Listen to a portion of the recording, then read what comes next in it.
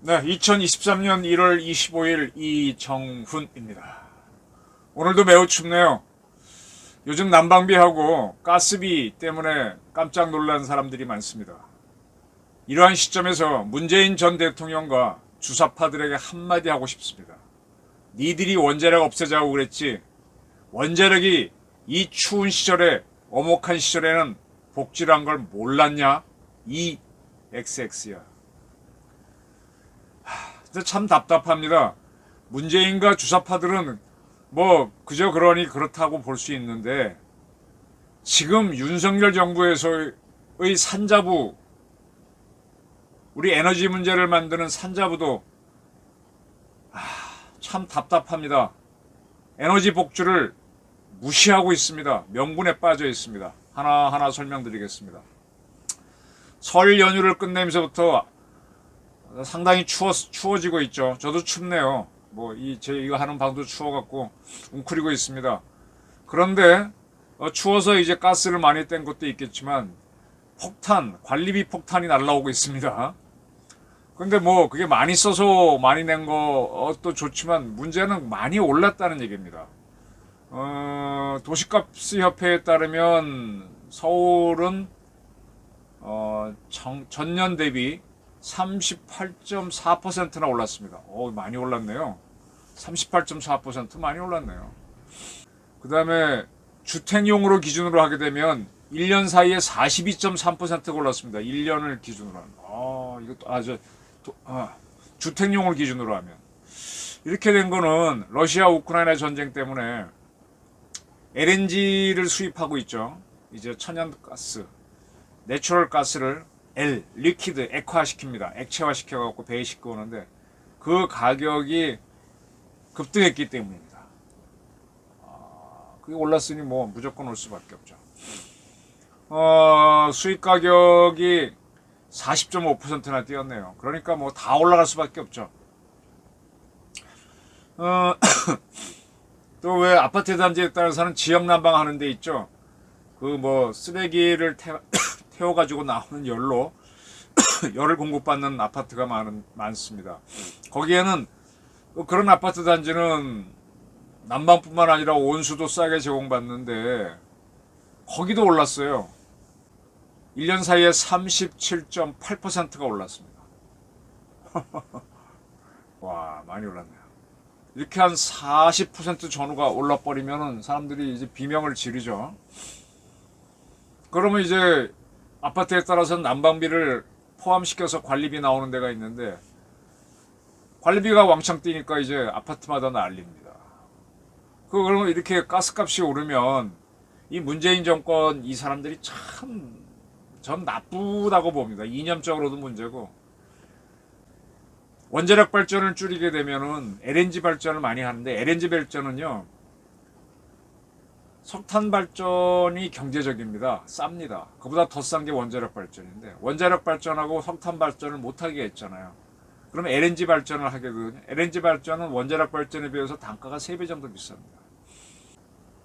이렇게 하게, 근데 LNG 가격이 올라버리면 전기요금이 또 다락같이 올라가죠. 난방비 올라가는데 전기요금 올라가니까 관리비는 뛸 수밖에 없죠. 왜 이런 구도를 만드냔 말이에요. 원자력이 싫다고 그렇게 하는데 원자력이 과연 싫은 건지, 그러면 북한 원자력은 왜 가만히 입 닥치고 있었는지 정말 쫓아가서 어떻게 하고 싶을 만큼 미워요. 주사파 친구들도 믿고. 이런 가운데 이제 전기값이 오르고 난방비가 오르니까 공장에서도 난방비 더 나가고 전기값 올라가니까 제품을 만들면 가격이 올라갈 수밖에 없죠. 지금 라면 가격이 10% 이상 올랐습니다. 삼양도 9.7%, 농심도 9.8%, 팔도가 그렇고 오뚜기도 11%다 올리고 안 올릴 수가 없죠. 우유 가격도 오릅니다. 전기값이 오르면은 우유값도 오르죠. 이미 6% 올랐고 9% 남양도 오르고 매일도 다 오릅니다. 동서식품 커피값도 오릅니다. 공장에서 다 비용이 다 올라가요. 기름값도 올랐고. 야, 땅에서 나오는 물을 채취해서 파는 게 생수 아닙니까? 제주 삼다수도 10% 가까이 9.8%를 인상합니다. 제주도 개발공사가 그렇게 하겠답니다. 국내 최대의 생수업체가 이렇게 올리면 다 따라 올라가죠. 거기도 안 올릴 수가 없을 겁니다. 거기도 난방을 해야 뭐 물을 뽑아내니까. 아파트 관리사무소마다 난리예요. 항의 전화 받느라고. 왜 이렇게 뭐 한 50% 올랐다는 사람들은 2배 올랐다 그러니까 난리죠. 네. 1인 가구들은 월세 내고 있는데 이 난방비 전기 요금이 많이 나오니까 이게 제2의 월세가 됐다라고 투덜대고 있습니다. 뭐 30% 40% 오르니까 뭐 깜짝깜짝 놀라는 거죠. 모욕도 줄이자, 내복 입고 살자, 뭐 그런 얘기 나옵니다. 제가 제 방송을 통해서 이재명 대표를 많이 비판해 왔습니다. 참 그그다리고 그때그때 달라요고 겉다르고 속다르고 그래서 그렇습니다. 뭐 부정부패는 말할 것도 없고.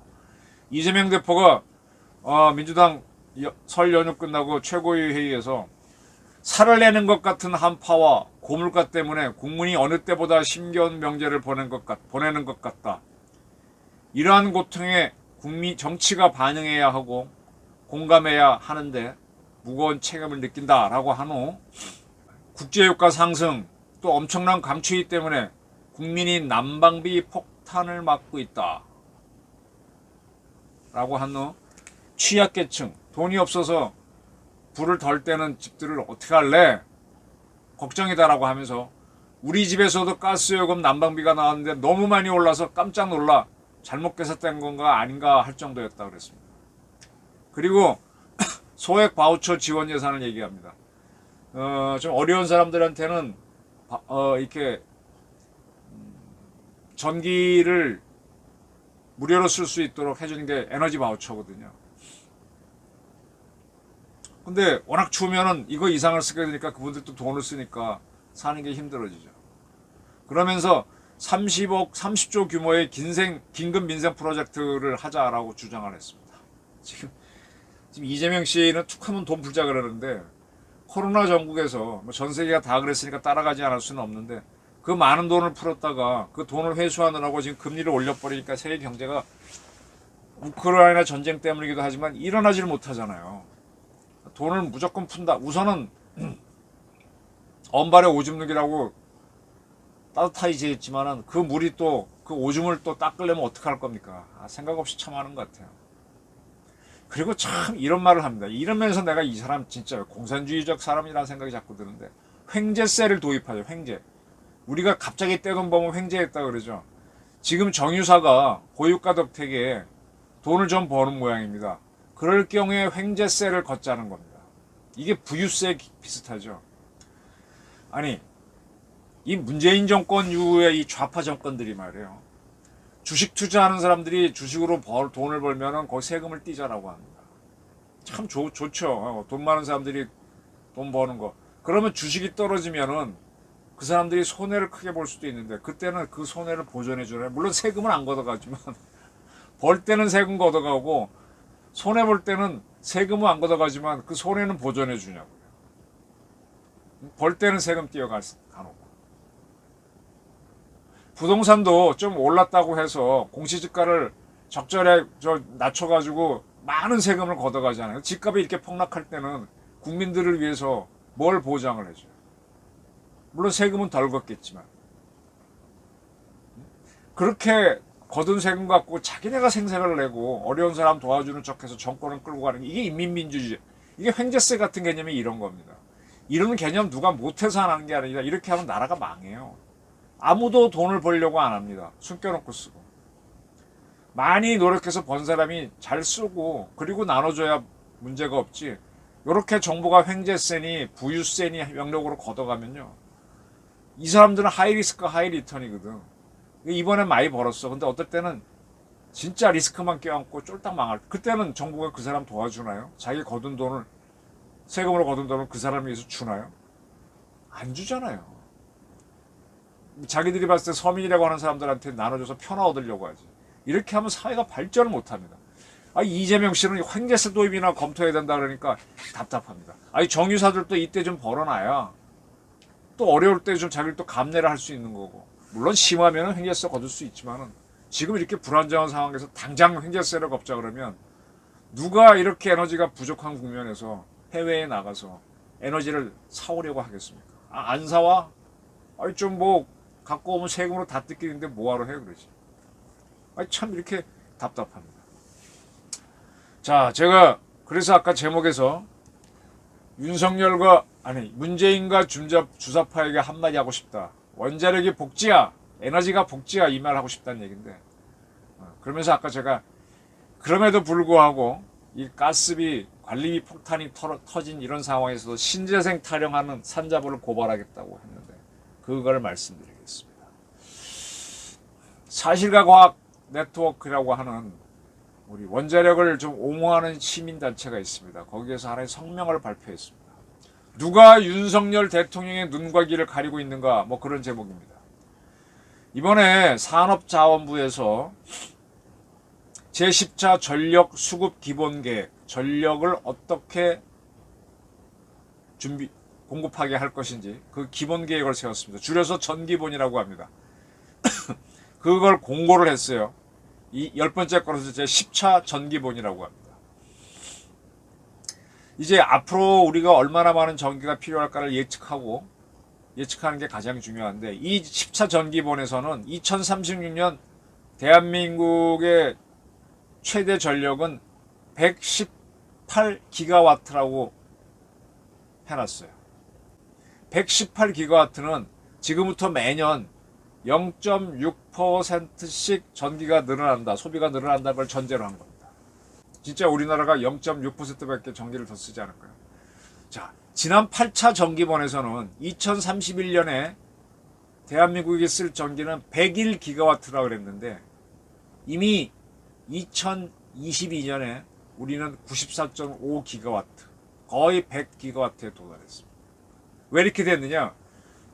지금 대한민국의 주력 산업이 아직은 뭐 현대자동차, 현대중공업 이런 게 있어서 중후장대한 산업도 하긴 하지만 우리가 AI를 비롯한 4차 산업이 굉장히 발전했잖아요.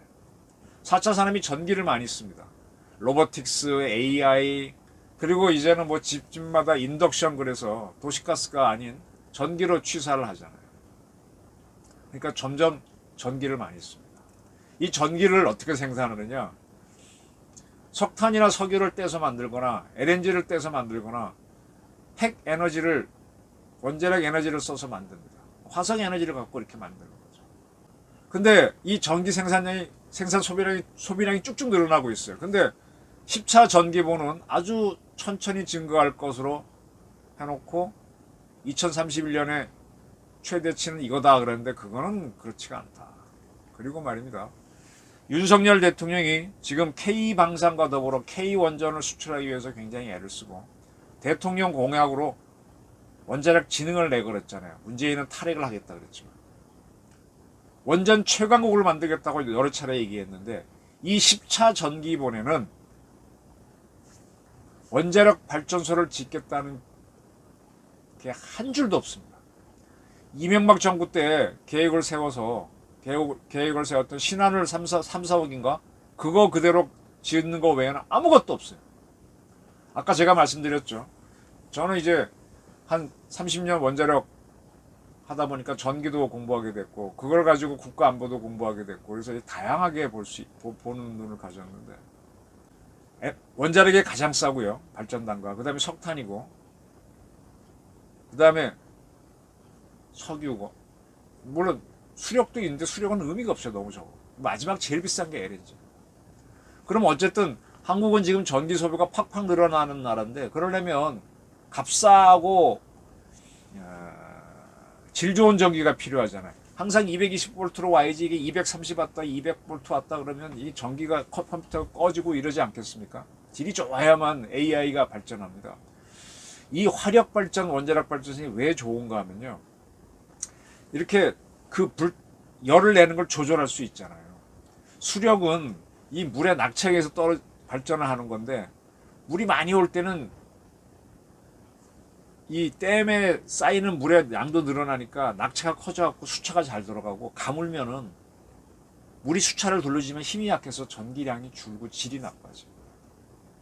그래서 다 화력, 원자력이든 석탄을 떼든 LNG를 떼든 석유를 떼든 화력으로 가는 겁니다. 조절이 쉬워요. 저는 그걸 현장에서 많이 봤는데 아주 미세하게 우리나라 저게 사이클이 60Hz잖아요. 60.001, 59.999 뭐 이렇게 거의 60에 맞춰서 쫙 조절을 하면서 합니다. 그래서 우리가 이렇게 전자산업 등이 발달한 겁니다. 그러면 가장 질 좋고 값싼 게 원자력인데 원자력을 10차 전기본에서는 하겠다는 게 전무입니다. 윤석열 대통령을 산자부가 속이고 있습니다. 이렇게 에너지 폭탄을 맞고 있는 이 판국에 말입니다. 그리고 이 10차 전기본은 뭘 주장하는가 하면 현재 30기가와트가 우리의 신재생 에너지 설비인데 2036년까지 그 3배인 108기가와트로 늘리겠다 그랬습니다. 문재인 정부가 5년 동안 전력을 다해서 늘린 신재생 발전 설비가 17기가와트인데 앞으로 13년 사이에 108기가와트를 늘리겠다고 해놨어요. 신재생은요 가장 좋은 게 태양광이잖아요. 태양광 발전을 하려면 해가 떠야 되죠. 밤에는 못하죠. 그죠? 그러니까 태양광 발전에만 의존하면 낮에만 전기를 써야 되고 밤에는 전기를 쓰면 안 돼요. 그리고 바람을 풍력을 하게 되면 바람이 불 때는 전기를 생산하지만 안 하면 못 하잖아요. 그래서 항상 또 하나의 발전소를 지어놔서 이게 안 돌아갈 때 우리는 필요하지 않습니까? 돌리는 뭐랄까 대체 발전소가 필요합니다. 그게 대부분은 태양광은 갑자기 꺼지고 풍력도 갑자기 꺼지니까 LNG는 바로바로 우리 자동차 운전할 때 가스차처럼 부릉부릉 시동 걸릴 때 바로 돌릴 수 있으니까 아주 비싼 발전소를 돌려야 돼요. 그러니까 원자력 발전소는 한 개만 지어가지고 이거는 뭐 중간에 꺼지는 게 없으니까 계속 하는데 신재생을 하게 되면 백업 발전소까지 2개를 지어놓고 또 비싼 백업 발전소를 지어야 됩니다. 그런데 신재생을 108기가와트까지 늘린다고 하면 이거는 대한민국 망하라고 하는 거지. 그리고 재밌는 게요. 지금 대한민국에 신재생 에너지 생산 시설, 태양광이라든지 풍력을 지어놨습니다. 그럼 전기를 생산할 겁니까? 하잖아요. 어쨌든 바람 불고 해 뜨면. 그러면 그 전기를 받아와야 우리가 쓸 거 아닙니까? 그런데 시설만 해놓고 이 송전 설비를 못 해갖고 그냥 발전을 해갖고 그냥 하늘에 날리는 게 한 30% 됩니다. 송전 설비를 안 만들죠. 왜 안 만드냐? 만들어도 이익이 없으니까 한전이 안 까는 거. 쉽게 말하면 그거 받아봐야 정부 지원금 줘야 되니까 안 하는 거예요. 그런데 108기가와트를 늘리면 또 이렇게 송전 설비는 누가 할 거냐? 이 비용은 누가 할 거냐? 야, 이러한 10차 전기본을 누가 만들었느냐? 문재인 정부에서 탈핵 운동을 펼쳤던 사람들이 만들었습니다. 8차, 9차 전기본을 만들었던 분들이 만들었습니다. 무슨 얘기인가 하면은 정권이 바뀌었는데 산자부에는 아직도 탈핵 정책을 펼쳤던 사람들이 살아있다는 거예요. 제가 누차례 말씀드렸죠. 한수원 사장이 바뀌었고 산자부 장관이 바뀌었는데 문재인의 탈핵 정책에 부역했던 사람들이 그대로 살아있습니다. 그 자기들이 한 걸 갑자기 바꾸면 이상하니까 이러고 있는 겁니다. 윤석열 대통령은 원자력 최강국이 되자 수출하자 이러고 있는데 완전히 속이고 있는 거죠. 대통령은 이번에 모든 공무원은 영업사원이 돼야 된다고 하고 열심히 하려고 하는데 네 해놓고 관료들이나 전문가들은 네가 가라 하와이 이러고 있는 겁니다. 윤석열 대통령은 속고 있습니다. 아직도 문재인 주사파의 세상입니다. 산자부를 고발합니다. 원자력 발전소 위험하다고요? 그 안에도 가보면 한 1000여 명의 사람들이 그 사고 나면 제일 먼저 죽을 사람들이 그들도 자식이 있고 처자가 있습니다. 거기서 연애하고 싸우고 밥 먹고 용범 보면서 우리랑 똑같이 살고 있어요. 근데 왜 그 근처에도 안 가는 사람들이 겁을 내고 그래?